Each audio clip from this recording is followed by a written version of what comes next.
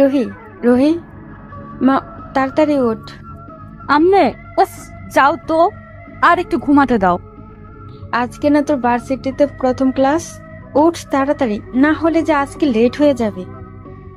আম্মু তুমি আরো আগে ডাক দিবা না? কত লেট হয়ে গেল। যা, বেশি কথা না বলে ফ্রেশ হয়ে আয়, আমি নিচে খাবার রেডি করে গিয়ে। ওকে আম্মু। চলুন ফ্রেশ হতে হতে এখন আপনাদের পরিচয়টা বলি। রুহির বাবা মায়ের একমাত্র আদরের মেয়ে, আর তাই দুষ্টু অনেক। আর এতক্ষণ ভার্সিটির যে কথা হচ্ছিল আসলে সে সেখানে পড়েনি, চাকরি করবে, তাই আজ থেকেই জয়েন করবে। বাকি কথা পরে জেনে নিন। উফ, অনেক লেট হয়ে গেল আম্মু, নাস্তা দাও তাড়াতাড়ি, আমি বের হবো এখনই। রুহি তাড়াতাড়ি নাস্তা করে বের হয়ে যাচ্ছে। আজকে সে গাড়ি নিবে না, রিক্সা করে যাবে। যেই ভাবা সেই কাজ। রিক্সা করে যাচ্ছে আর ভার্সিটির কাছাকাছি আসতে একটা গাড়ি এসেই রিক্সার সাথে লাগিয়ে দিল। রুহি টাল সামলাতে না পেরে পড়ে যায়। হঠাৎ রাগ উঠে গেল যেই না কেউ একজন গাড়ি থেকে বের হলো। অমনি রুহি গিয়ে ঠাস ঠাস করে 2টা থাপ্পড় দিল। তারপর ছেলেটা খুব রেগে যায় আর বলতে লাগলো, তোমার সাহস কি করে হয় আমার গায়ে হাত দেওয়ার, এই নীল আহমেদের গালে থাপ্পড় মারার? আমাকে চেনো তুমি, মিডিল ক্লাস গার্ল? ওই চুপ, আস্তে। একে তো ভুল করেছিস, তার উপর আবার গলা উঁচিয়ে কথা বলস। তোর এই ফালতু কথা আর একজনকে শোনাস না। আর শোন, মিডিল ক্লাসটাও মানুষ, সবাইকে সম্মান দিয়ে কথা বলতে হয়, আর মনে হয় আপনি জানেন না। চুপ। রুহি আর কোনো কথা না বলে চলে যাচ্ছে, কারণ তার টাইম মতো ভার্সিটিতে থাকতে হবে, কারণ আজই তার প্রথম ভার্সিটি ক্লাস। তাই সে চলে গেল। আর এদিকে নীল রাগে ওখান থেকে আর না দাঁড়িয়ে সোজা গাড়ি নিয়ে ভার্সিটির দিকে যাচ্ছে। এখন আপনাদের নীলের পরিচয় দেওয়া যায়। নীল বাবা মায়ের একমাত্র সন্তান, খুব রাগী ও জেদি, যা বলবে তা করে ছাড়বে। ওর বাবা দেশের নাম্বার 1 বিজনেসম্যান, তার সাথে অনেক টাকার মালিক ওরা। আর মা বাবার একমাত্র ছেলে দেখে কেউ কিছু বলেনি কোনোদিন, যা চেয়েছে সবসময় তাই পেয়েছে। অতি আদর পেলে যা হয় আর কি, ওর বেলাও তাই। আরো দেখতে সেই রকম হ্যান্ডসাম, যে কোনো মেয়ে দেখেই ও প্রেমে পড়তে বাধ্য। আর রুহিও কম সুন্দরী না, তাকে দেখেও যে কোনো ছেলে পাগল হতে বাধ্য। তো নীল ভার্সিটিতে এসে গেছে, আর তার সাথে সাথেই সব ওর দিকে চেয়ে আছে। কিন্তু নীল সবার দিকে তাকায় না, সবাইকে উপেক্ষা করতে করতে ক্লাসে এসে পড়ে। আর রাস্তার মাঝে রুহির সাথে ওই ঘটনার পর ও এখন রেগে আছে। যদিও এখন ওকে পেত, তাহলে কি করতো নিজেও জানেন। হঠাৎই প্রিন্সিপাল স্যার আসে, আর সাথে রুহি। ওরা দুজনই অবাক, আর সাথে সাথে বলে উঠল, আপনি? আপনি? সবাই অবাক। আর প্রিন্সিপাল তখন বলে, রুহি, এনিথিং রং? আর তোমরা কি আগে থেকেই পূর্ব পরিচিত নাকি? তখনই আমরা দুজনই আবার একসাথে বললাম না স্যার, আবার সবার দৃষ্টি আমাদের দিকে, তাই প্রিন্সিপাল বললেন, স্টুডেন্ট সবাই কেমন আছো? জি স্যার, ভালো। আপনি? আমিও ভালো আছি। ওনার সাথে পরিচয় হয়ে নাও। উনি হলেন তোমাদের নিউ কেমিস্ট্রি টিচার, নাম রুহি চৌধুরী। আচ্ছা, আমি আসি, আপনি ওদের সঙ্গে পরিচয় হয়ে নিন। স্যার চলে যাওয়ার পর রুহি সবার উদ্দেশ্যে বলল, আমার তো পরিচয় তোমরা সবাই পেলে, এখন তোমাদেরটা বলো। একে একে সবাই নাম বলল, কিন্তু আমাদের গল্পের নায়ক এক ধ্যানে কি সব যেন ভাবছে। রুহি তখন ওর সামনে গিয়ে দাঁড়ায় আর ওকে ডাক দেয়, তবুও কোনো সাড়া না দেওয়ায় রুহি রেগে যায়। আর জোরে চিৎকার দেওয়ার সাথে সাথে নীল এর হুঁশ ফিরে, আর সে বলতে থাকে, এই মেয়ে আস্তে আস্তে এখানে দাঁড়িয়ে চিৎকার দিচ্ছ কেন? কি বললে? আমি তোমার ম্যাডাম হই, সম্মান দিয়ে কথা বলো। নীল আশেপাশে তাকিয়ে দেখে সবাই ওর দিকে চেয়ে আছে। ও রাগ কন্ট্রোল করে বলল, সরি ম্যাম। এবার বলো তোমার। আমার নাম নীল আহমেদ। আর রুহি ওকে আর কোনো কথা না বলতে দিয়ে থামিয়ে দেয় আর বলতে থাকে, এবার বসতে পারো, আর কিছু বলতে হবে না। নীল বসে পড়ে আর খেয়াল করে রুহির দিকে। সকালে নীল রুহির দিকে ভালো মতো না তাকলে ও এখন ভালো মতে তাকিয়ে দেখে ক্রাশ না বাস যেটাই হোক খাইছে আর প্রেমেও পড়ে গেছে। নীল রুহিকে দেখে কল্পনার জগৎ উড়ে বেড়াচ্ছে, আর রুহি ওকে এভাবে দেখে জোরেই নীল বলে ডাক দিল। আর নীলের হুঁশ ফিরল, সাথে সাথে রুহি বলতে লাগলো, get out of my class. মনোযোগ থাকে কোথায় তোমার? বের হও আমার ক্লাস থেকে। নীলেতে প্রচুর অপমান বোধ মনে করলো নিজেকে, আর বের হয়ে গাড়ি নিয়ে খুব জোরে চালিয়ে চলে গেল। আর সে নীল যাওয়ার পর মনে মনে একটু শান্তি অনুভব করলো, আর ক্লাস নিয়ে বাসায় চলে গেল। আর অন্যদিকে নীল রাগে খুব জোরে গাড়ি চালিয়ে চলে এলো আর ইচ্ছে মতো ড্রিঙ্কস করতে লাগলো। আর মনে মনে প্রতিজ্ঞা করলো রুহির দেওয়া অপমানের জবাবও দিবে, তা যেভাবেই হোক। আর তারপরেই অনেক রাত করে সে বাসায় গেল। নীলের বাবা মা খুব টেনশনে ছিল, কিন্তু যখন নীলকে ওরা দেখে তখন তারা আরও টেনশনে পড়ে যায়, কারণ নীল কোনোদিন এত রাত পর্যন্ত কোনোদিন বাইরে থাকে। আর তার উপর সে ড্রিঙ্কস করেছে, তা আবার একটু না, অনেক বেশি। কিন্তু মা বাবা তাকে কোনো কিছু বলার সাহস পেল না, কারণ কিছু বললেই কি থেকে কি করে ফেলবে তা সে নিজেও জানে না। আর অন্যদিকে রুহি বাসায় গিয়ে খুব শান্ত হয়ে গেল আর ভাবছে কি ওই শয়তান নীলের থেকে দূরে দূরে থাকবে। পরের দিন সকাল সকাল রুহি খুব তাড়াতাড়ি ঘুম থেকে উঠে আর ভার্সিটি যাওয়ার জন্য রেডি হয়ে নিচে যায়। আর তখন এর বাবার সামনে, আর তিনি বলেন, কিরে মা, আজ এত সকালে কই যাস? বাবা, তোমাকে বলেছিলাম না আমি একটা ভার্সিটিতে জবের অফার পেয়েছি, সেখানেই যাচ্ছি। আজকে একটু তাড়া আছে। মা, তোকে তো বলেছি জব করার কোনো দরকার নেই। আমার কি টাকা পয়সা কম আছে?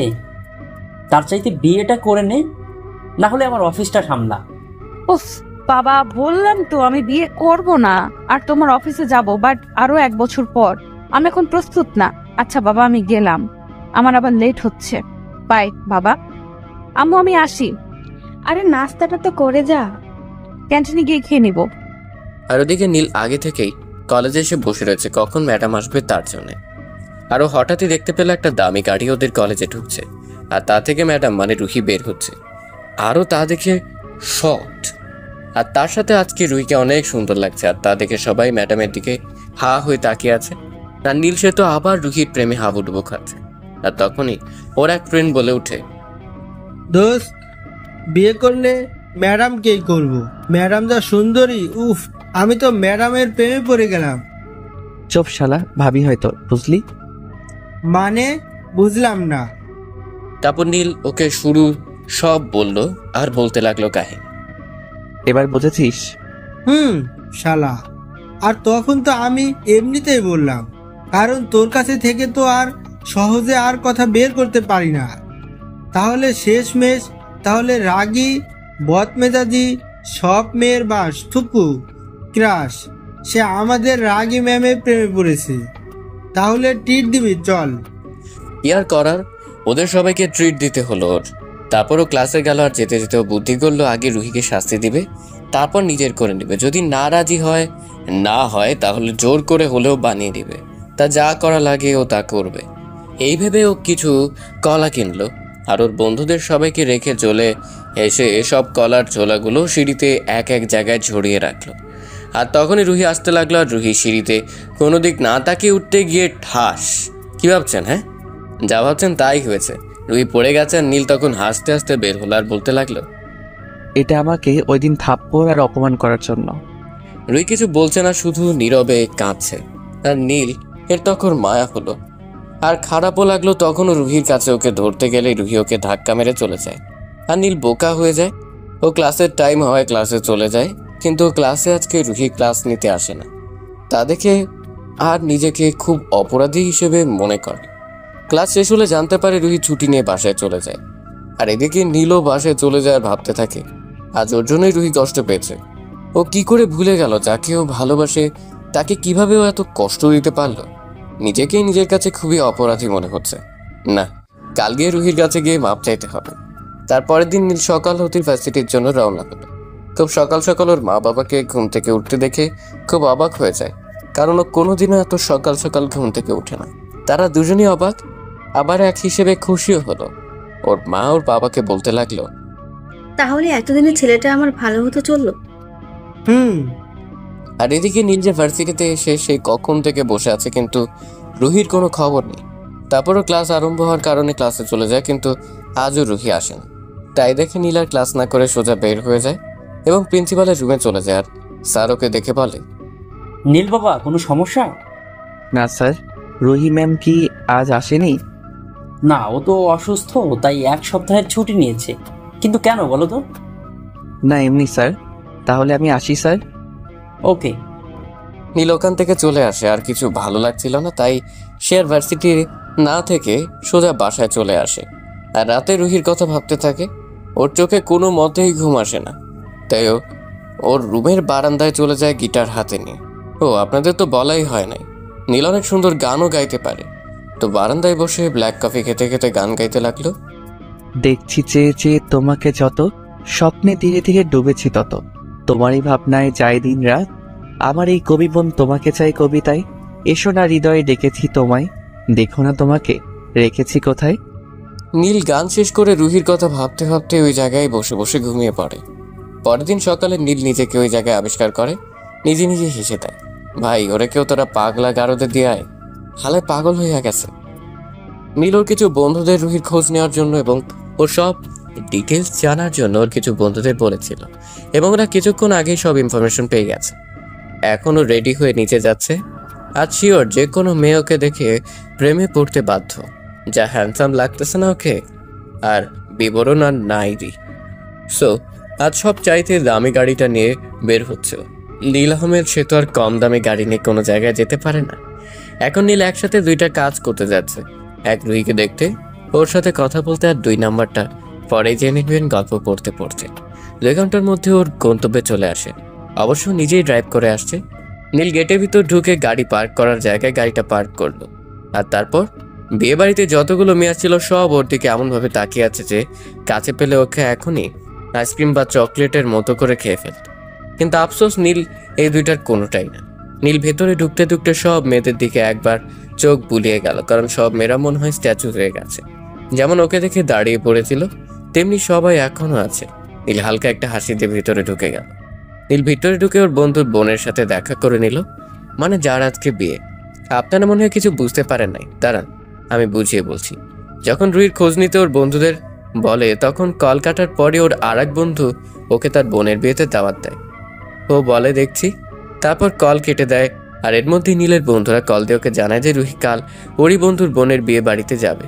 নীলকে আর কে পায়, সে তো খুশির ঠেলায় বিছানা রেখে বিছানায় নিচে গড়াগড়ি খায়, মানে সোফায়। আর তারপর ওর বন্ধুকে কল করে জানিয়ে দেয় ও কালকে আসছে। তারপরে কাহিনী তো আপনারা জানেনই, তার নাই বলি, চলুন গল্পে ফেরা যাক। আর তারপরেই নীল রুহিকে খুঁজতে লাগলো, আর একটা জায়গায় এসে থেমে পড়লো। সামনের সোফায় বসে রুহি জুস খাচ্ছিল। ওকে দেখে নীল যেন চোখ ফেরাতে পারলো না।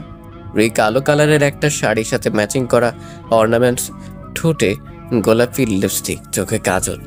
উফ, যা লাগতেছে না, নীল তো চোখে ফেরাতে পারছে না। রুহি জুস অর্ধেক খেয়ে রেখে ওয়াশরুমে চলে গেল, আর তখনই নীল দৌড়ে গিয়ে ওর অর্ধেক রাখা জুসটুকু খেয়ে নিল। তখন ওর যেন মাথায় রুহির নেশা চেপে গেল। ওর ঠোঁট, মন যেন অন্য কিছু চায়। তাই সে আস্তে করে ওর ওয়াশরুমের পাশের বারান্দায় গিয়ে অপেক্ষা করতে লাগলো। আর ওই বের হওয়ার সাথে সাথে ওকে একটা অন্ধকার রুমে নিয়ে গেল। আর ওই চিৎকার দিবে যে তারও কোনো উপায় নেই, কারণ নীল ওর মুখ চেপে ধরে রেখেছিল যাতে ও চিৎকার না দিতে পারে। এর মধ্যেই রুহি খুব জোরে নীলের হাতে কামড় দিয়ে বসলো, আর নীল কামড়ের সাথে সাথে ওর হাত রুহির মুখ দিয়ে সরিয়ে ফেললো আর বলতে লাগলো, তোমার মাথা খারাপ হয়ে গেছে, কামড় দিলে কেন? কে তুমি? আর আমাকে এখানে জোর করে নিয়ে এলে কেন? হে বিউটিফুল, আমি নীল। খুব জোরে ওকে ধাক্কা মেরে বলতে লাগলো, don't cross your limit Neel, I am your man, so respectful. এই বলেও যেতে ধরলে নীল ওকে ধরে কিস করে বসলো। রুহি একটু বেশি জোরে ওকে ধাক্কা মেরেছিল, যার কারণে ও নিজের রাগ কন্ট্রোল না করতে পেরে আর দেখে ওকে আঘাত দিয়েই ও চলে যাচ্ছে, তাই ও সরাসরি কিস করে ফেলল।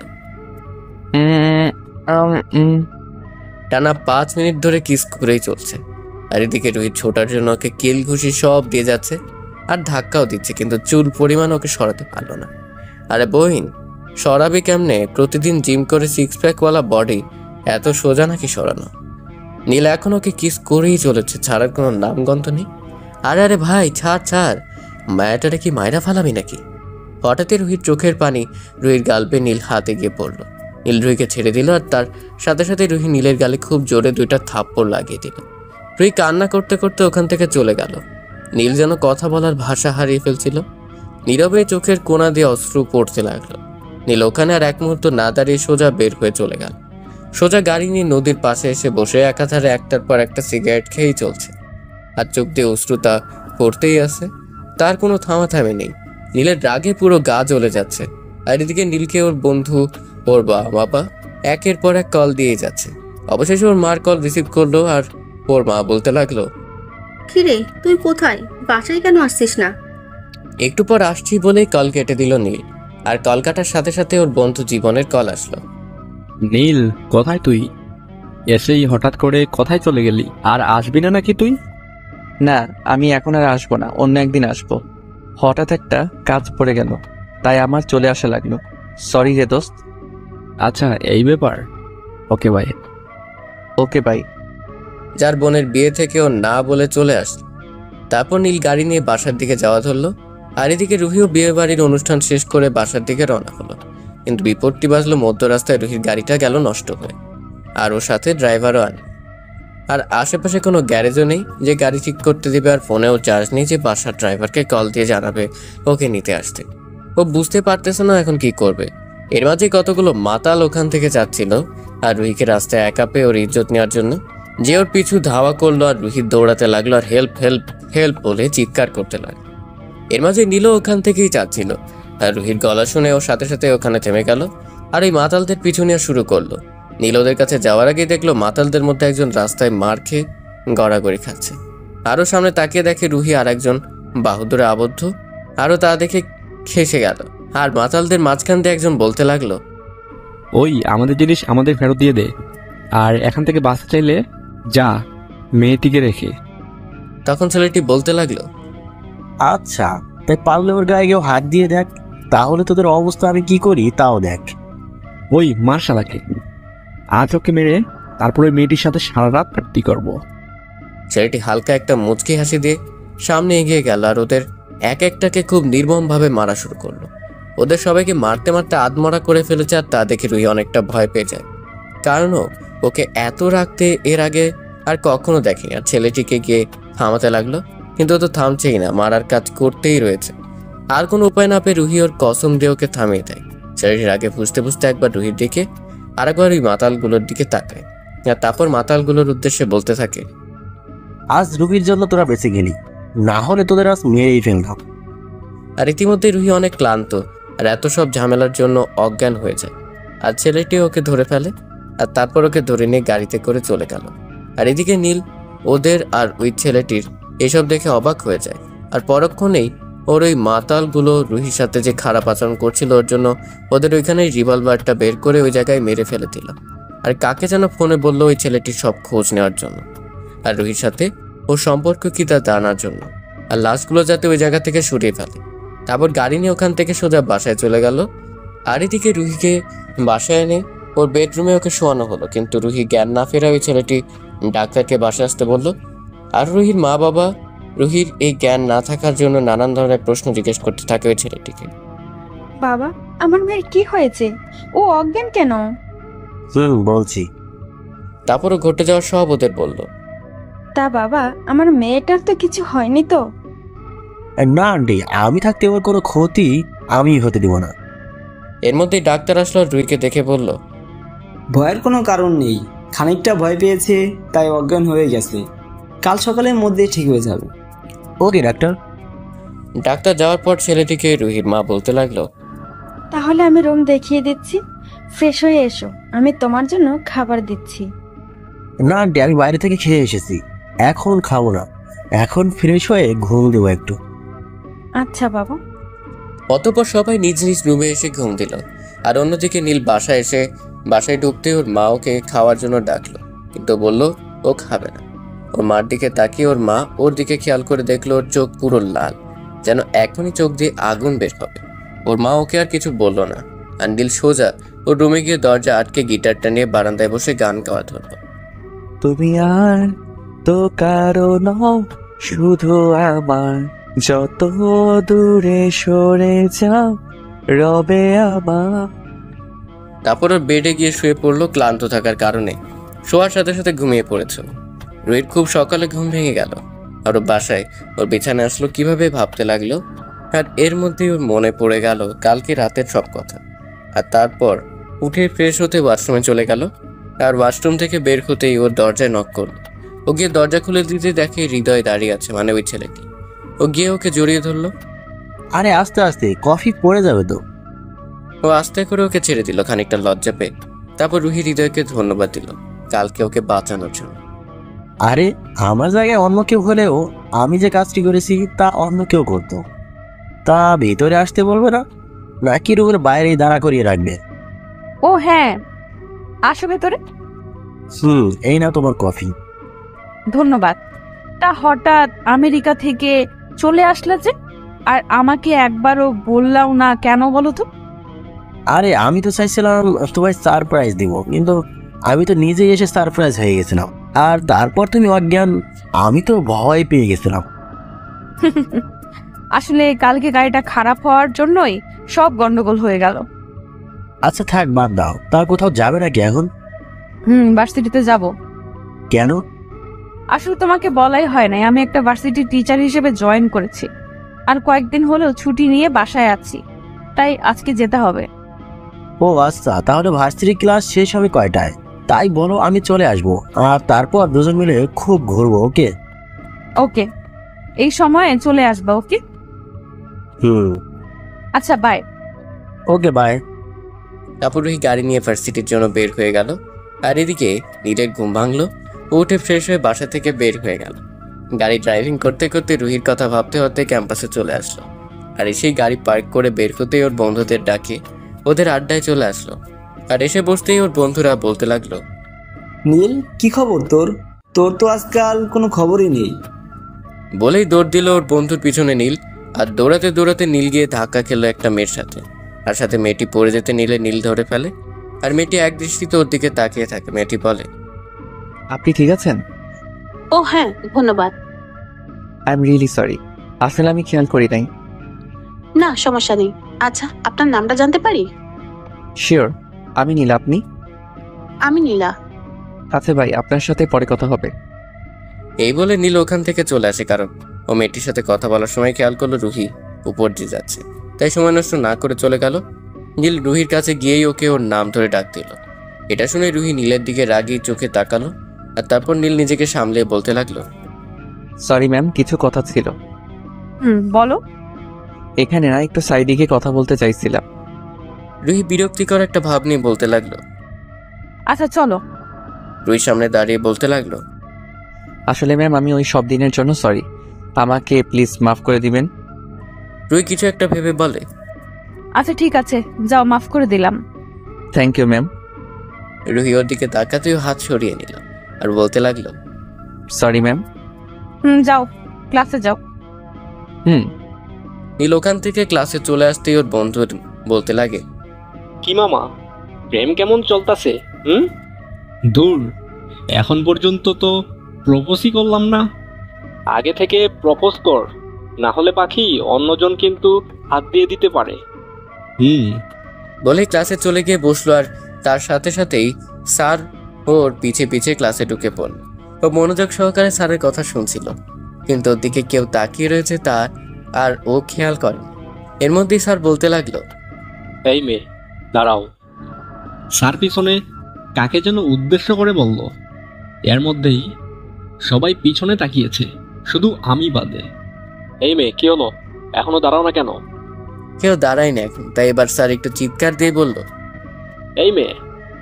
জি জি জি স্যার, আমাকে কিছু বলছেন? তোমার মনোযোগ কোথায়? দেখছি কতক্ষণ ধরে দরজার দিকে তাকিয়ে আছো, আর আমি কত ডাক দিলাম, একটা কথার উত্তর দিলে না। বলো, তোমার নাম কি? সরি স্যার, আর আমার নাম নীলা, নতুন ভর্তি হয়েছি। আজকের মতো মাফ করে দিলাম, পরে জানো আর এমন না হয়। Okay sir. এই বলে বসে গেল। আর এদিকে নীলকে ওর বন্ধু বলতে লাগলো, আরে এটা না, সকালের মেয়েটা যার সাথে তুই টাকা খেয়েছিলি। তা দেখ, মেয়েটা কিন্তু দেখতে সুন্দর, চাইলে প্রেম করতে পারিস কিন্তু। দূর বাদ দে তো, তুই জানিস আমি শুধু রুহিকে ভালোবাসি। বুঝছি। বুঝলে চুপ থাক। অতঃপর স্যার চলে যাওয়ার পর রুহি ক্লাস নিতে আসে। আর নীল সে তো তার মায়াবতীর দিকে একভাবে তাকিয়ে আছে, যেন কতদিন ধরে দেখেনি। ঠিক সেইভাবে রুহি ওদের ক্লাস নিতে নিতে অনেকবার ওর দিকে খেয়াল করলো, কিন্তু কিছু বলল না। আর এদিকে নীলাও খেয়াল করলো নীল ম্যাডামের দিকে এক দৃষ্টিতে চেয়ে আছে, আর ম্যাডামও ওর দিকে বারবার চাইছে। ওর সহ্য হচ্ছিল না, কারণ ও যে নীলকে ভালোবেসে ফেলেছে। তাই ও অপেক্ষা করতে লাগলো কখন এই ক্লাসটা শেষ হবে, আর ও তারপরে ওকে ওর মনের কথা জানাবে। অবশেষে ক্লাস শেষ হওয়ার সাথে সাথে ম্যাডাম অর্থাৎ রুহি বের হয়ে গেল, আর তারপরে সব স্টুডেন্টও বের হতে লাগলো। তাই নীল আর রুহির সাথে সাথে বের হতে পারল না। আর পিঠের দিকে দিয়ে নীলকে নীলা ডাক দিল। ও পিছনে তাকিয়ে আবার সামনে চলে গেল, কারণ ওর একটাই এখন কাজ, রুহির সাথে কথা বলা। তাই ও আর দেরি করলো না।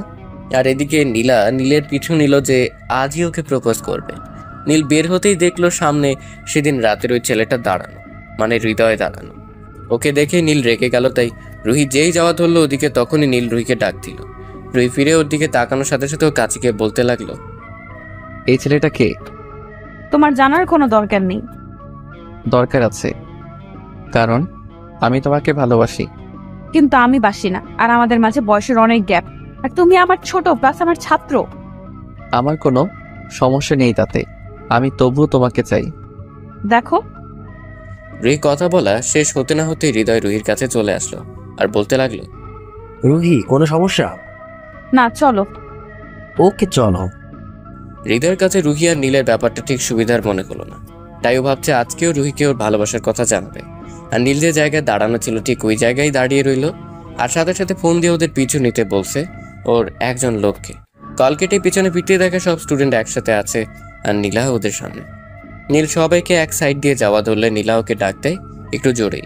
নীল পিছনে ফিরে বলে, আমায় কি কিছু বলবে? কিছু বলার ছিল। ওকে বলুন। সাথে সাথে নীলা মাটিতে বসে ওকে প্রপোজ করে ফেলল। নীল ওকে বলল, সরি, আমি আপনাকে ভালোবাসতে পারবো না। কেন পারবে না? আমি কি দেখতে খারাপ? না আমার ভিতরে কিছু কমতি আছে যে আমাকে ভালোবাসতে পারবে না? বলো নীল, বলো। আমি আপনাকে ভালোবাসতে পারবো না, বুঝতে পারছেন? আর আপনার সবকিছুই ঠিক আছে, কিন্তু আমি আপনাকে ভালোবাসতে পারবো না। আমি অন্যজনকে ভালোবাসি, যাকে নিজের জীবন ভাবি, তাই আমি সরি। এই বলে ওখান থেকে যাওয়া ধরলে নীলা ওকে জড়িয়ে ধরে বলতে থাকে, না তুমি শুধু আমার, অন্য কারো না। নীলাকে নিজের থেকে না সরাতে পেরে ওকে ধাক্কা মেরে সরিয়ে আর রাগে গিয়ে ওকে থাপ্পড় মেরে দেয় আর বলতে থাকে, ঠাস ঠাস, আমার আশেপাশে আসার চেষ্টা করবে না। এই বলে ও চলে আসে আর নীলা কাঁদতে কাঁদতে ওখান দিয়ে চলে যায়। আর এদিকে রুহিকে নিয়ে নীল নানান জায়গায় ঘুরতে থাকে, আর ঘুরতে ঘুরতে কখন যে রাত হয়ে গেছে তা রুহি খেয়ালই করেনি। কখন খেয়াল করলো তখন হৃদয়কে রুহি বলতে লাগলো, চলো হৃদয়, এখন বাসায় যাই, আমার আর ভালো লাগতেছে না। হ্যাঁ যাব, আগে একটা জায়গায় যাব, তোমাকে কিছু দেখানো বলার আছে। আচ্ছা।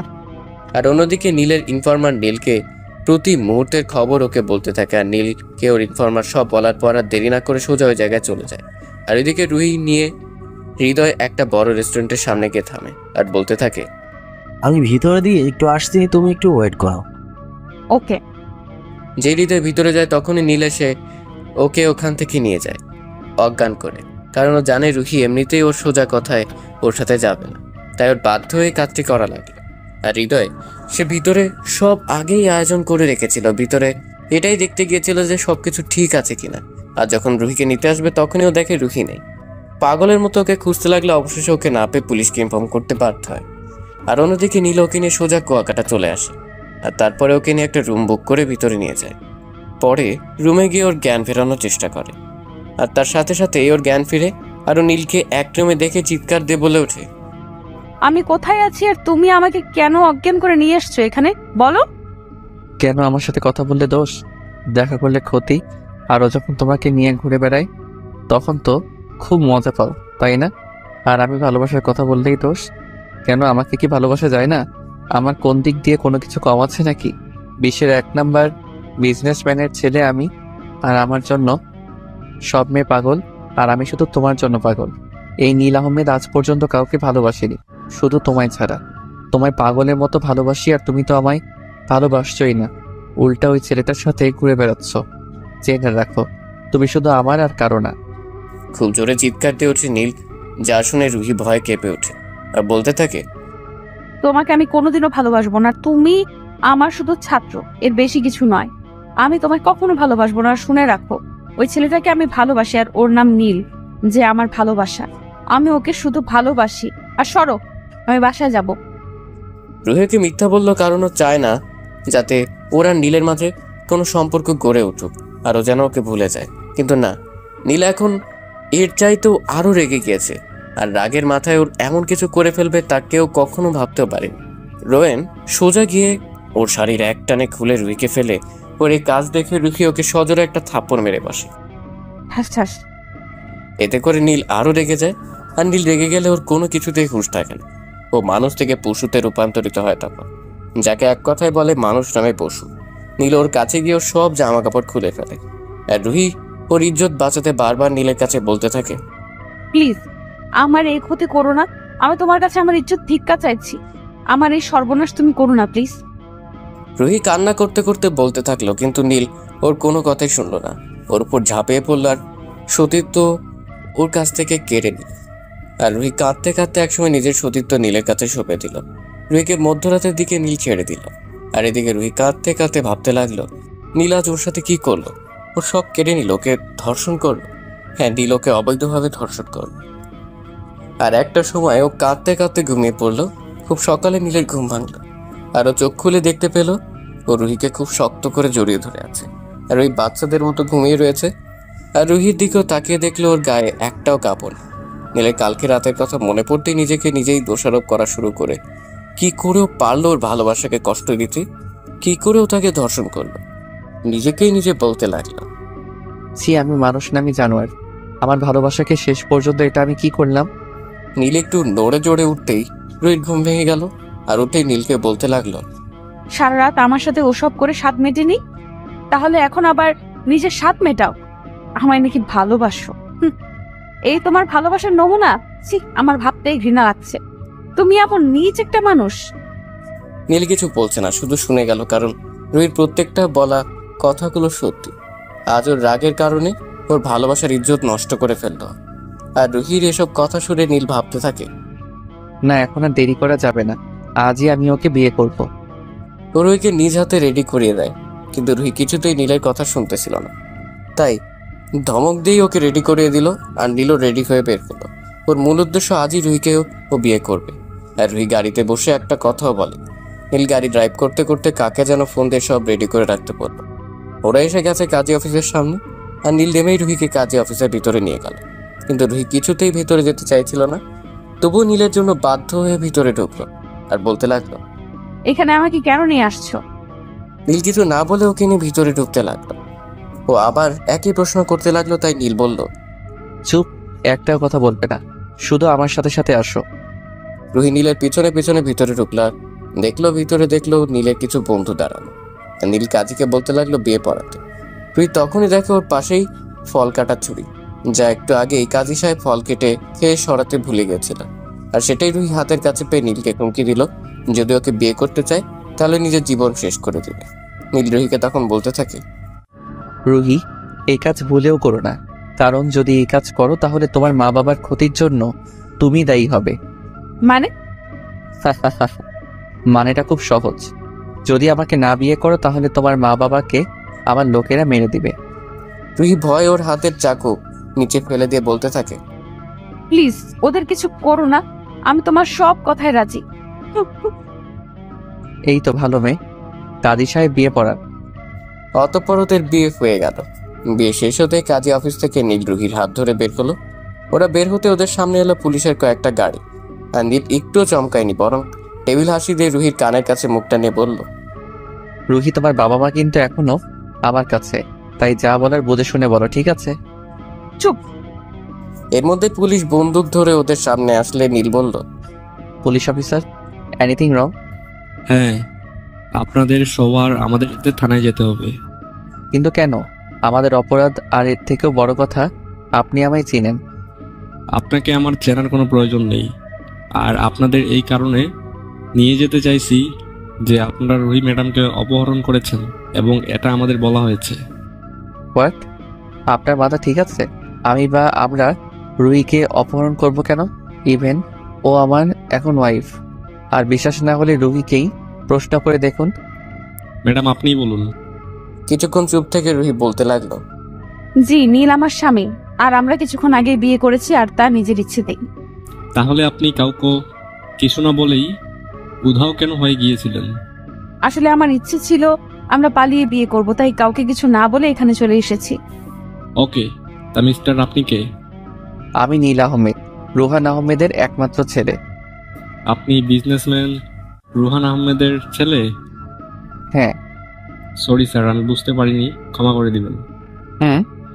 আচ্ছা স্যার, আমরা চলি তাহলে। আসুন। অতবার পুলিশ চলে যাওয়ার পর নীল ওর বন্ধুদের সাথে বিদায় দিয়ে রুহিকে নিয়ে গাড়িতে বসলো। ওরা আর ওখানে এক মুহূর্ত থাকবে না, সোজা ঢাকায় চলে যাবে।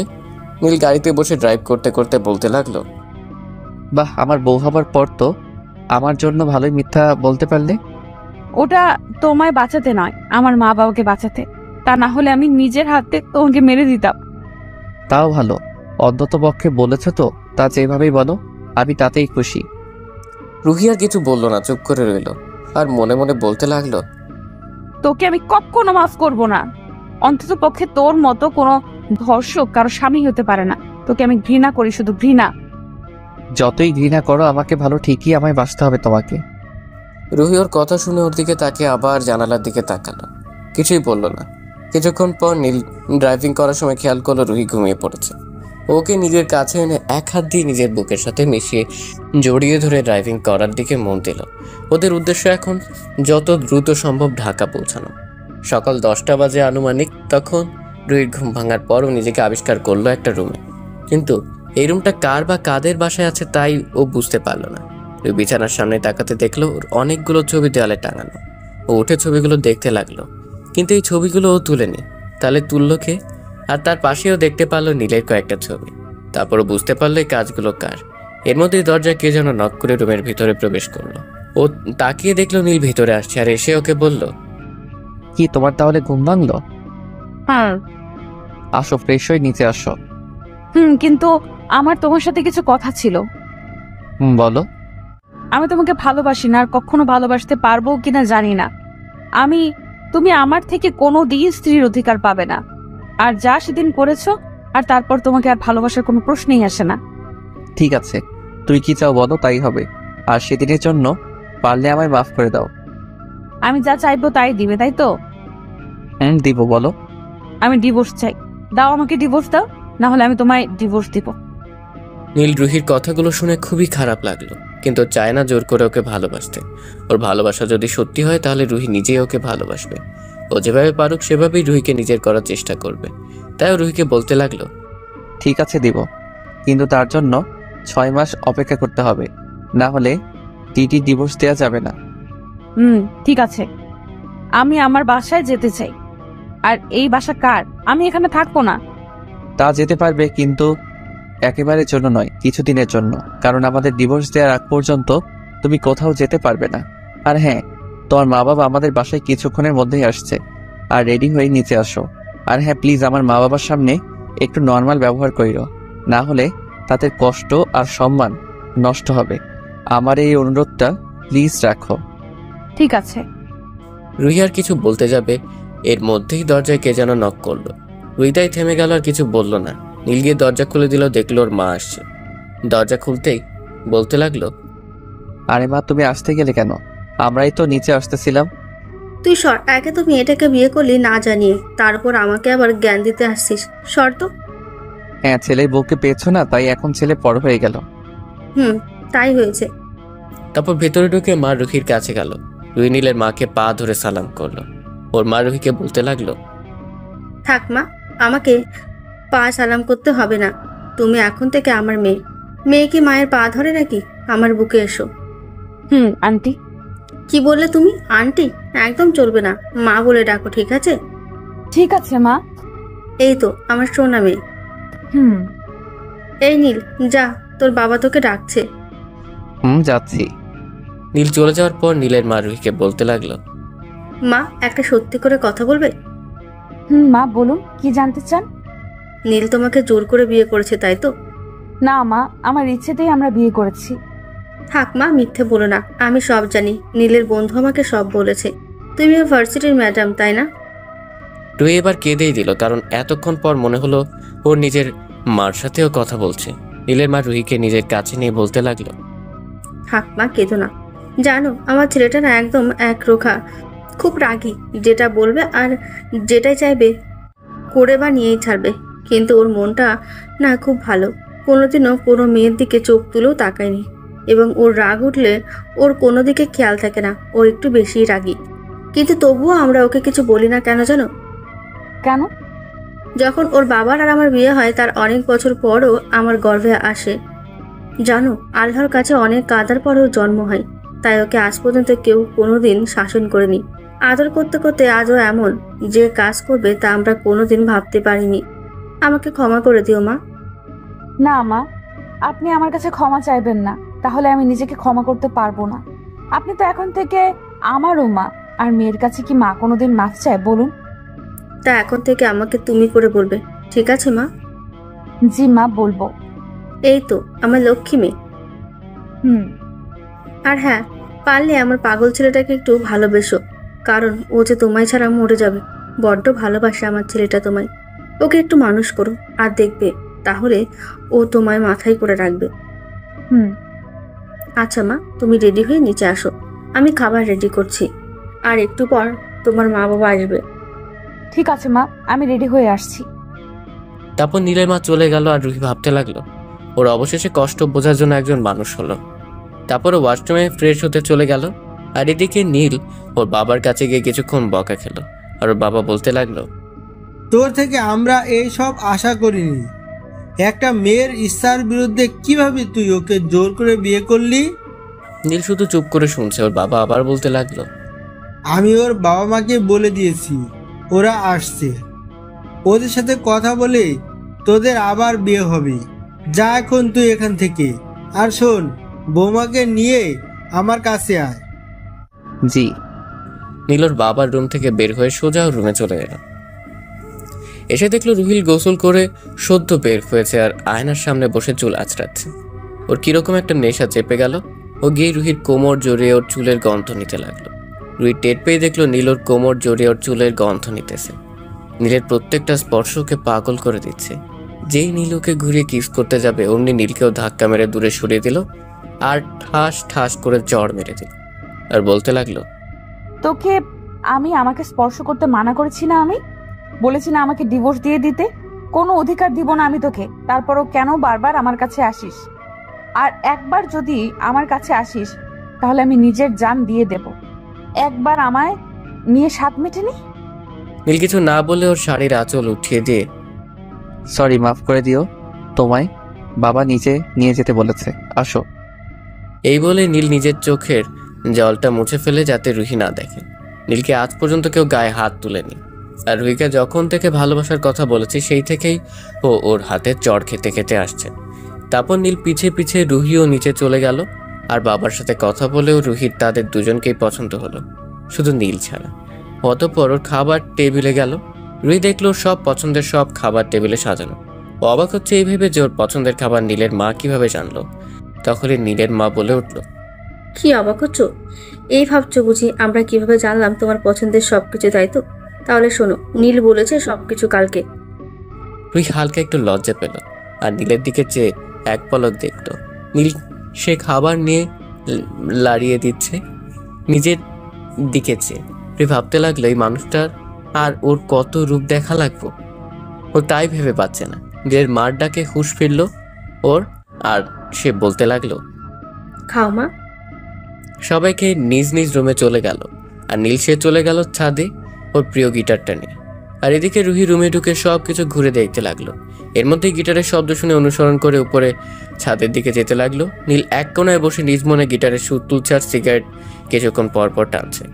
আর তার শেষে গান ধরলো, तेरे जाने का गम और न आने का गम फिर जमाने का गम क्या करे राह देखे नजर रात भर जाग कर पर तेरी तो खबर ना मिले। নীল গান গেয়ে পাশে ফিরতে দেখে রুই চোখ বুজে গান শুনতেছে। ও উঠে ওর পাশে গিয়ে দাঁড়িয়ে ওকে দেখতে থাকে। রুই কোনো গানের আওয়াজ না পেয়ে পাশে ফিরে তাকাতেই লজ্জা পায়, কারণ নীল ওর দিকে একভাবে তাকিয়েছিল। আরও সাথে সাথে ওখান থেকে দৌড়ে নিচে চলে যায়। আর রুহি এভাবে লজ্জা পেয়ে চলে যাওয়াতে নীল মুচকে এসে নিচে চলে আসে। আর এর মধ্যেই রুহির মা বাবা চলে আসে, কিন্তু নীল আসে না। আর নীলের মা তাদের বসতে দিয়ে রুহি আর নীলকে ডাকতে ওদের কাজের লোককে উপরে পাঠায়। তাদের কাজের লোক গিয়ে নীলের রুমের সামনে নক করার সাথে সাথে রুহি দরজা খুলে দেয়। আর তখন কাজের লোকটি রুহিকে উদ্দেশ্য করে বলতে থাকে, ভাবি আপনাদের দুজনরে আন্টি নিচে আইতে কইছে। আচ্ছা তুমি যাও, আমরা আসছি। তারপর কাজের লোক ওখান থেকে চলে আসে। আর রুহি ওদিকে নীলকে খুঁজতে লাগলো, কিন্তু ও তো রুমে নেই। তারপর ওর মনে পড়ল নীল তো ছাদে। ওর সাথে সাথে ছাদে গেল আর দেখলো নীল পকেটে 2 হাত দিয়ে আকাশের দিকে তাকিয়ে দাঁড়িয়ে রয়েছে আর পাশে ওর পছন্দের গিটারটা রাখা। রুহি ভাবলো ওকে ডিস্টার্ব করবে না, কিন্তু আবার মনে পড়লো মা তো ওদের যেতে বলেছে নিচে। তাই দেরি না করে ওকে ডাক দিল, কিন্তু নীলের কোনো সারা শব্দ না পেয়ে আবার একটু জোরেই ডাক দিল রুহি। তখন নীল বলল, হ্যাঁ বলো, কিছু বলবে? মা আমাদের নিচে যেতে বলেছে। ঠিক আছে, তুমি যাও, আমি আসছি। আচ্ছা বলে রুহি নিচে চলে গেল। আর তারপর নীলও কিছুক্ষণ ছাদে থেকে নিচে ওর রুমে চলে আসে। আর রুহি নিচে নামতেই দেখে ওর মা বাবা নিচে বসা। ওর মা বাবাকে দেখে সোজা উপর থেকে নিচে নেমে এসে ওর মা বাবাকে জড়িয়ে ধরে। ওর মা বাবা রুহিকে জড়িয়ে ধরে। আর রুহি ওর মা বাবাকে জিজ্ঞেস করে, তোমরা কেমন আছো? ওর বাবাই জবাব দেয়, যেমন দেখছিস তেমনই আছি। তোকে ছাড়া কখনো ভালো ছিলাম নাকি আমরা, তুই বল? আর একবারও কি পালিয়ে বিয়ে করার আগে আমাদের কথা ভাবলি না? আমার মান সম্মানের কথা ভাবলি না কেন মা? আমাদের বললেই তো পারতি, আমরাই তোদের বিয়েটা সব আয়োজন করে খুব ভালোভাবে দিয়ে দিতাম। সরি বাবা, আমাকে মাফ করে দাও। আরে এই দেখো আমার পাগলি মেয়েটা কাঁদছে দেখি। আচ্ছা মা, কাঁদিস না, তোর চোখের জল আমরা সহ্য করতে পারি না। আর আমরা কি তোর উপর রাগ করে থাকতে পারি বল? তবুও। আচ্ছা মা, মাফ করে দিয়েছি, এবার খুশি তো? রুহি বাদে সবাই হেসে দিল রুহির এমন ব্যবহারে। রুহিতে খানিকটা লজ্জা পেল। অতঃপর রুহির বাবা নীলের বাবাকে বলতে লাগলো, বিআই সাহেব, তার ছেলে মেয়ে তো নিজেরাই বিয়েটা করে নিল, তাই আমি আর কি ভাবছিলাম যে ওদের বিয়েটা খুব ভালোভাবে আবার দিতে। আপনারা কি বলেন? জি, আমরাও তাই ভাবতেছি। আমরা আপনার প্রস্তাবে রাজি। আচ্ছা, তাহলে তো একটা দিন দেখে ওদের ভালোভাবে বিয়েটা দিয়ে দেওয়াই যায়। আচ্ছা বিআইন সাহেবা, তা জামাই বাবাজি কোথায়? ওকে তো রুহির সাথে নিচে আসতে বললাম। রুহিমা, ও কোথায়? জি মা, ওকে তো ডেকে আসছিলাম আসার সময়। ও বললো ও আসছে, কিন্তু এখনো আসলো না কেন তাই বুঝতে পারলাম না। দাঁড়ান, আমি দেখে আসছি। যেই বলতে তিনি উঠতে যাবে, সেই ও সিঁড়ির দিকে তাকিয়ে রইল। ওর এভাবে তাকিয়ে দেখা দেখে বাকিরা সবাইও সিঁড়ির দিকে তাকায়। আর সবাই তাকিয়ে দেখলো নীল ব্ল্যাক পাঞ্জাবি, ব্ল্যাক প্যান্ট, চুলগুলো সোজা করে দাঁড়ানো, আর ঠোঁটগুলো গোলাপি, জাস্ট দেখার মতো। এক কথায় হিরো। যে মেয়ে দেখবে প্রেমে পড়বেই সে। রুহি যে নীলের দিকে তাকিয়ে একভাবে চেয়ে আছে তা দেখে ওদের মা বাবা মুচকি মুচকি হাসছে। হঠাৎ রুহির খেয়াল হলো সবাই ওকে দেখে মুচকি মুচকি হাসছে। তা দেখেও লজ্জা পেয়ে গেল আর নিজেকে একটু সামনে বসে পড়লো মাথা নিচু করে। এর মধ্যেই রুহি ওদের কাছে চলে এলো আর এসেই সালাম দিল। আর রুহির মা বাবা একসাথে বলল, মাশাল্লাহ, বেঁচে থাকো বাবা। হ্যাঁ বিআই সাহেব, আমার মেয়ের জন্য এতদিনে একটা সুযোগ্য ছেলে পেলাম। এরকম আরো অনেক কথা হলো তাদের মাঝে এবং কিছুক্ষণ পর তারা চলে গেল। আর ওদের বিয়ে আবার ঠিক হলো 3 মাস পর হবে। ওরা চলে যাওয়ার পরই রাতের বেলা রুহি নীলের বাবা মাকে বলল, বাবা মা, আমার কিছু কথা ছিল। হ্যাঁ মা, বলো। আসলে আমি আমার চাকরিটা করতে চাই, যদি তোমরা মত দিতে। নীলের মা বাবা একসাথে হেসে দিয়ে বলল, আরে এটা তো ভালো কথা, আমরা রাজি আছি মা। আর তোমার যা দরকার তা সোজা বলে দিবে, ঠিক আছে? রুহি খুব খুশি ওর শাশুড়িকে জড়িয়ে ধরে বলে, ধন্যবাদ মা। তারপরে চলে যায়। উপরে দেখে নীলর ছবির দিকে তাকিয়ে আছে আর ছবি দেখে নিজে নিজেই বলছে, রুহি জানো, তোমাকে না খুব ভালোবাসি, শুধু বোঝাতে পারি না। যদি তুমি বলো না নিজের জীবনটা দিয়ে দিতে, কিন্তু আমি তা পারবো না। কেন জানো? ভালোবাসি তো তোমায়। আমি যদি নিজের জীবনটাই দিয়ে দিই তাহলে তোমার খেয়াল রাখবে কে? তোমাকে ভালোবাসবে কে? আমার মতো আর কেউই তোমায় পাগলের মতো ভালোবাসতে পারবে না। আর আমার জীবন কেন দিব না জানো? কারণ আমার জীবনটাই তো হলে তুমি। এগুলো সবই নীলের দরজার সামনে দাঁড়িয়ে দাঁড়িয়ে শুনতেছিল। রুহির এ কথাগুলো শুনে খারাপও লাগলো আবার ভালো, কিন্তু কেন লাগলো তাও জানে না। ওর চোখ দিয়ে এমনিতেই পানি পড়ে গেল। ও চোখে হাত দিয়ে দেখলো ওর চোখে পানি, কিন্তু বুঝতে পারলো না কেন ওর চোখ দিয়ে পানি পড়লো। ও চোখের পানি মুছে দরজায় নক করলো। দিল নক করার আওয়াজ পেয়ে চোখের জল মুছে দরজা খুলে দিল। দেখলো রুহি দরজার সামনে দাঁড়ানো। ওকে ভিতরে ঢুকিয়ে দরজা লাগিয়ে দিল। তারপর রুহিকে বলতে লাগলো, তুমি বিছানায় শুয়ে পড়ো, আমি সোফায় শুয়ে পড়ছি। আর রুহি বলতে লাগলো, না থাক, খাটেই শুয়ে পড়ো। নীল রুহিকে থামিয়ে বলতে লাগলো, না, আমি চাই না তোমার পাশে শুতে, কারণ যদি আমার টাচ লাগে তোমার শরীরে আর তুমি সেই রাগে নিজের ক্ষতি করো, আর এমনিতেই তো তুমি চলে যাবে, তাই মায়া আর না বাড়ানোই ভালো। রুহি কিছু বলতে পারলো না। কি বলবে? যে আসো, নিজের বউয়ের কাছে আসো, তাকে আদর করো। কিন্তু রুহি তো ওকে মেনেই নেয়নি, তাহলে কিভাবে কি সম্ভব? কোনোভাবে এসব সম্ভব না। ও তোকে ধর্ষণ করেছে, ও তোকে ঘৃণা করে। কিন্তু নীল ওর থেকে দূরে গেলে ওর খারাপ লাগার কথা না, ওর তো খুশি হওয়ার কথা। ও কেন খুশি হতে পারছে না? কেন খারাপ লাগছে ওর? এর মধ্যে নীল বলে উঠে, কি হলো, দাঁড়িয়ে আছো কেন? যাও শুয়ে পড়ো। আর নীলও কিন্তু রুহি ঘুমালেও নীল ঘুমায়নি। ও পুরো রাত সজাগ থেকে ওকে দেখতে রয়েছে, কিন্তু কখন নীলও ঘুমিয়ে পড়েছে তার নীল নিজেও জানে না। সকালে সূর্যের আলো নীলের চোখে পড়তে ওর ঘুম ভেঙে গেল। আর ওর রুহির দিকে তাকিয়ে আছে আর ভাবছে দুনিয়ার সব মায়া মেয়েটির মুখে দিয়া দিয়েছে। রুহি সেই মেয়ে যে ওর মনটা চুরি করেছে, যাকে ও একটু না খুব ভালোবাসে, কিন্তু মেয়েটা বুঝলোই না ওর ভালোবাসা। এর মাঝেই রুহির ঘুম ভেঙে গেল, দেখে নীল ওর থেকে দূরে দাঁড়িয়ে আছে। আর ও উঠে বসতে ওকে বলল, শুভ সকাল। শুভ সকাল। ঘুম কেমন হলো? ভালো, তোমার? হ্যাঁ ভালো। আচ্ছা ফ্রেশ হয়ে আসো, আমি পাশের রুম থেকে ফ্রেশ হয়ে আসছি। অতঃপর রোয়েন অন্য রুমে এসে ফ্রেশ হয়ে একসাথেই বের হলো, আর তারপর একসাথে নিচে নামলো। যখন সবাই বসে খাচ্ছিল তখন নীলের বাবা বলতে লাগলো, রোয়েন, আজ থেকে তুই ভার্সিটি যাবি, আর সাথে করে বৌমাকে নিয়ে যাবি। ওকে বাবা। রুহি বা তার শাশুড়ি কেউই কোনো কথা বলল না। খাওয়া শেষ হলে উপরে গিয়ে নীল রুহিকে ওর কাপড় যে জায়গায় রাখা ওই জায়গা দেখিয়ে দিল। তারপর নীল ওই রুম দিয়ে বের হয়ে এলো। আর রেডি হয়ে যখন ওরা একে অপরের সামনে এলো, আশ্চর্যজনকভাবে দুজনেই দেখলো ওরা একই কালারের ড্রেস পরেছে। ওরা এই জিনিসে একটু অবাক হলেও নীলকে দেখা যাচ্ছে ও মনে হয় এতে খুশি হয়েছে। এটা দেখে রুহি যেই আবার ড্রেস পাল্টাতে যাবে তখন ওর বাবা আসলো, আরও যেতে পারলো না। তারপর বাবা ওদের কাছে এসে নীলকে বলতে লাগলো, রুহিকে সাবধানে নিয়ে যাস। বলে ওরা ওখান থেকে চলে আসে। আর রুহি নীল গাড়িতে ওঠে। নীল গাড়ি চালায় আর রুহি পাশের সিটে বসা। আর রুহি নীল বলে, আমাদের ব্যাপারটা জানো, ভার্সিটির কেউ জানে না। এটা বলার সাথে সাথে নীল গাড়ি থামিয়ে ফেলে। এতে রুহি খানিকটা ভয় পেয়ে গেল আর বলতে লাগলো, কি হলো, গাড়ি থামালে কেন? ভার্সিটি চলে এসেছি, নামো, গাড়ি পার্ক করে আসি আমি। ওকে। আর নীল গাড়ি পার্ক করে রুহির কাছে আসলো। আর ওরা একসাথে গেটের ভিতরে ঢুকতেই সবাই ওদের দিকে হা করে তাকিয়ে আছে, যেন ওরা কোনো এলিয়েন দেখতেছে। রুহি হালকা ওদের দিকে তাকিয়ে না দেখার ভান করে ওখান থেকে চলে আসে আর সোজা অফিস রুমে চলে যায়। আর নীল সোজা ওর বন্ধুদের কাছে আড্ডায় চলে যায়। ওর বন্ধুদের কাছে যেতে ওর বন্ধুরা বলে ওঠে, কি মামা, কেমন প্রেম চলতেছে? হ্যাঁ, কি চলতেছে মানে হইলো যে তুই আর ম্যাডাম একসাথে এক গাড়িতে, আর তার উপর আবার এক কালারের ড্রেস। কেমনে কি, ম্যাডাম কি তোর প্রস্তাবে রাজি নাকি? আরে না, এমনি কালার ম্যাচ হইতেই পারে, এটা স্বাভাবিক। আর ম্যাম আমাদের কেমন যেন আত্মীয় হয়, তাই এখন থেকে আমাদের বাসায় কিছুদিন থাকবে আর আমার সাথেই আসবে। আরে মামা, তাহলে তো ভালোই হইলো, তুই একটু ভালো টাইম পাবি ম্যাডামের লাইন মার। দেখি কি করা যায়। এর মাঝেই নীলের সামনে এসে হাজির। আর নীল ওকে দেখে পাশ কাটিয়ে ওদের বন্ধুদের নিয়ে যাওয়া ধরল। তখনই নীলা বলল, নীল, আমার কথাটা একটু শোনো প্লিজ। নীল দাঁড়ালো আর ওর দিকে ফিরে বলল, বলো।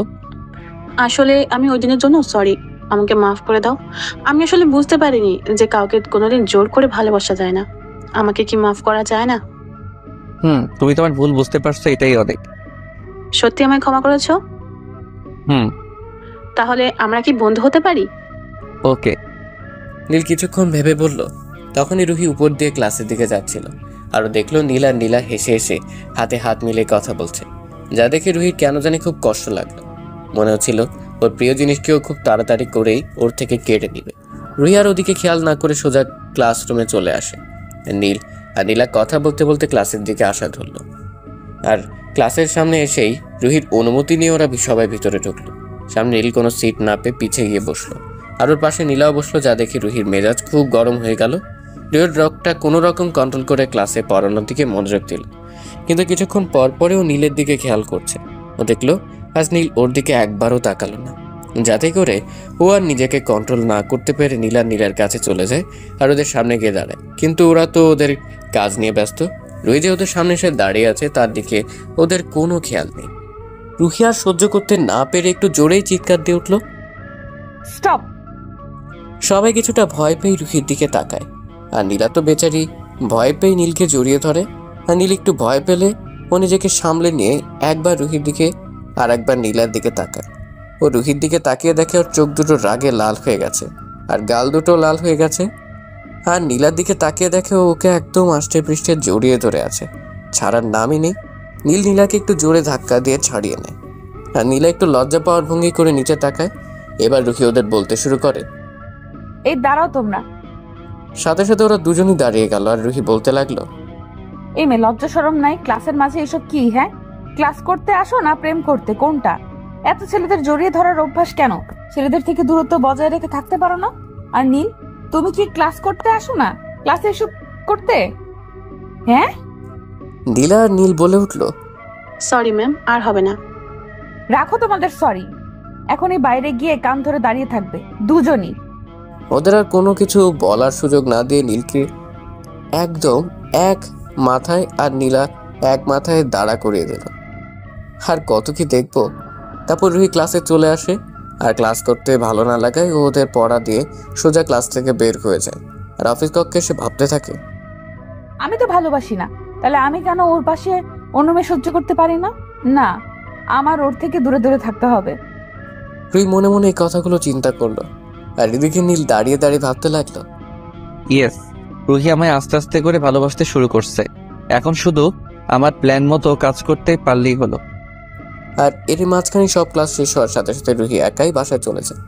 আর নীল বের হয়ে রুহিকে কল দেয়, কিন্তু না ধরেই SMS দিয়ে বলে দেয় ও বাসায় চলে গেছে, ও যেন চলে আসে। আর কল কাটতেই নীলা ওর সামনেই আসে আর আবারও সরি বলে ক্লাসের কাহিনীর জন্য। নীল বলে কোনো ব্যাপার না। নীলা নীলের কাছে ওর নাম্বার চায় আর নীল ওর নাম্বার দিয়ে দেয়। তারা একে অপরকে বাইক দিয়ে ওখান থেকে চলে আসে। আর নীল বাসায় এসে ফ্রেশ হয়ে খেয়ে উপরে রুমে চলে যায়। এর মাঝে রুহির সাথেও একটাও কথা বলেনি। ও ক্লান্ত থাকায় বিছানায় শোয়ার পরেই ঘুমিয়ে যায়। অনেকক্ষণ পর যখন রুহি উপরে আসে তখনও দেখতে পায় নীলের কল বাজছে, কিন্তু পিক করলো না। তারপরে বারবার কল বাজার জন্য যেই ওর মোবাইল স্ক্রিনের দিকে তাকালো, নীলার নাম্বার আর ওর নাম্বারের ওপর ওর নাম দেখে রুহির মেজাজ 440-এ উঠে গেল। আর ওইখানে না থেকে ওখান থেকে চলে গেল সোজা ছাদে। আর সে ভাবতে লাগলো, আমি কেন ওর কথা ভাবছি? কেন ও কারোর সাথে কথা বললে আমি কেন সহ্য করতে পারতেছি না? আমার সাথে কেন এমনটা হচ্ছে? কেন? না, আমি আর ওর দিকে কোনো খেয়াল দিব না। ওকে আমি শুধু ঘৃণা করি, শুধু ঘৃণা।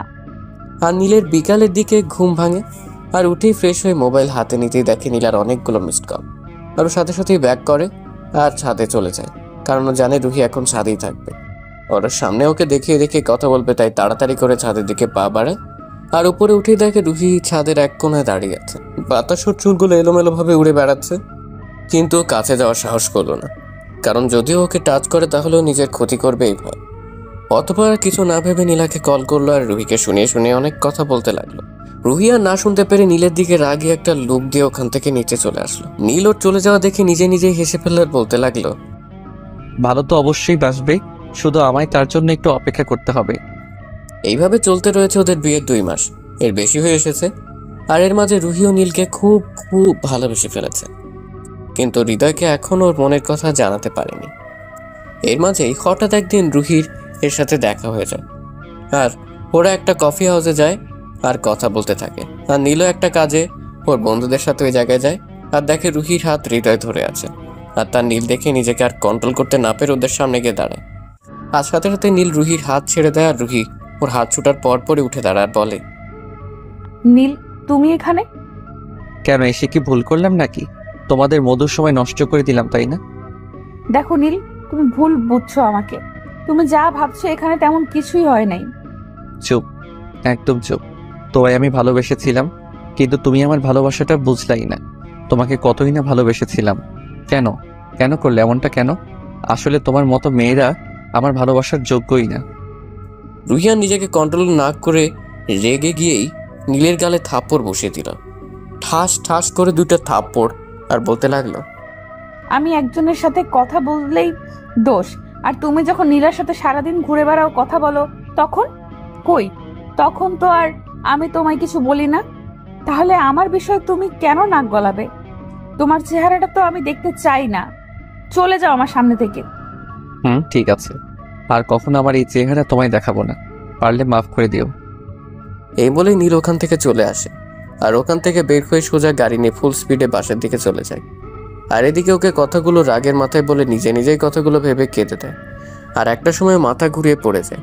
হৃদয় তাড়াতাড়ি করে ওকে হসপিটালে নিয়ে যায়। আর হসপিটালে নিয়ে যাওয়ার পর রুহিকে ডাক্তার চেক আপ করার পর হৃদয় ডাক্তার যা বললো তা শোনার জন্য হৃদয় মোটেও প্রস্তুত ছিল না। ওর মাথায় যেন আকাশ ভেঙে পড়লো ডাক্তারের কথা শুনে। ডাক্তারের কথা শুনে ওর পৃথিবী যেন থমকে গেছে। ওরা আবার শিওর হওয়ার জন্য জিজ্ঞেস করলো, ডাক্তার আপনি কি সত্যি বলছেন? এটা সত্যি। আপনি না হলে রিপোর্ট চেক করতে পারেন। হৃদয় ফাইলটা দেখে ওর নাক মুখ পুরো লাল হয়ে গেছে। ওখানে আর এক মুহূর্ত না দাঁড়িয়ে সোজা উঠে চলে যায়। আর এদিকে নীল পাশে এসেই সব ভাঙচুর করা শুরু করে দেয়। ভাঙচুর করতে করতে এক পর্যায়ে ওর হাত কেটে ফেলে। প্রচুর রক্ত ঝরছিল কিন্তু আর থামেনি ভাঙচুর করা থেকে। আর ওকে ওর মা বাবাও থামাতে পারেনি এসব করা থেকে। সবাই খুব ভয় পেয়ে গেছে ওর এই কর্মকাণ্ডে। ও রুমের দরজা আটকে কিছু একটা করলো আর তারপরে রুমের দরজা খুলে ব্যাগ নিয়ে বের হয়ে গেল। কোথায় যাচ্ছে কেন যাচ্ছে ও তা কাউকেই বললো না। ও বাসা দিয়ে বের হয়ে ওর এক বন্ধুকে কল করে ওর সাথে দেখা করার জন্য বলল।